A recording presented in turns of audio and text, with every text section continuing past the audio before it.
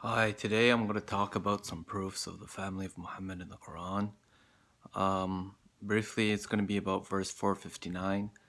It's going to be about the context. So basically, before it got into that, it got into a discussion between the clergy and Muhammad, basically, that they were accusing Muhammad of being a fraud in brief. But the clergy of the Christians and Jews, the people given the people of the book before, they were looked up for leadership. And one verse that comes to mind is the verse that says, or do they have a share in the authority? And I translate it as in the authority, but the word is mulk. It can be translated as kingdom. But they weren't vying for like a political kingdom or anything. They were vying for religious authority. That's what they were claiming. They were claiming we have religious knowledge and we know Muhammad's not a prophet. He's not in the books. And people were looking towards them to lead them. Quran was questioning them, do they even have a share in the authority as a collective? And the verses before showed that they attributed purity to themselves. So they attributed purity to themselves. And God says it's up to God to attribute purity to whom He pleases. Rather, it's God who attributes purity to whom pleases. And the ones who He pleases are the chosen ones. They're the leaders of guidance. They're mainly before Muhammad, it's all prophets and the chosen ladies like Sarah and Mary, and it's those people that are attributed purity by God, and those are the who God manifests their righteousness so that we hold on to them. It's not up to people to claim we're pure, we're righteous. And that leadership of the clergy that they were leading against Muhammad and his family, it's incomparable to the authority of the likes of the family of Abraham and the likes of the family of Muhammad. That's why it says, or do they envy those people? Did they envy the humans for what God has given them out of His grace? For indeed we gave the family of Abraham the book and the wisdom, and we gave them a great authority.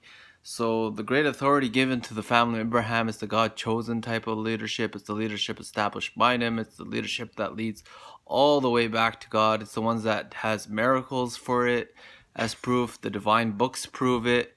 That's the clear authority. That's the great authority. That's the authority we got to hold on to.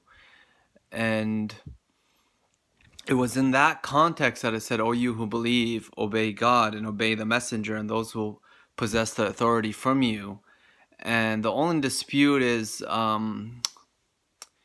what it says after. Therefore, if you dispute anything, refer it to God and the messenger. But it makes more sense that UlilAmr are not included there because they're not commanders living during that time. They're the successors of Muhammad, so they don't take that position of his till after, right? And if it said that, it would give the impression that they were like commanders or religious scholars representing him, and that could have been argued for. So, but there's another verse that says, had they referred it to the messenger and those who hold the authority from them, and that's clear that with the had they, that they can clarify all matters of safety and fear, which includes all religious matters. So it's pretty clear that those who hold authority, it's in the context of the same authority, the one that the prophets had, the family of Abraham had, and it's not in context of like political authority or like or like government, or that's not the context. The context is clearly about that of guidance, about that of the family of Abraham's authority, the one they were vying for, the religious authority of those scholars of the Christian Jews is what it's being contrasted to. So it's clear that the family of Muhammad are those who hold the authority from us, and that's the true context.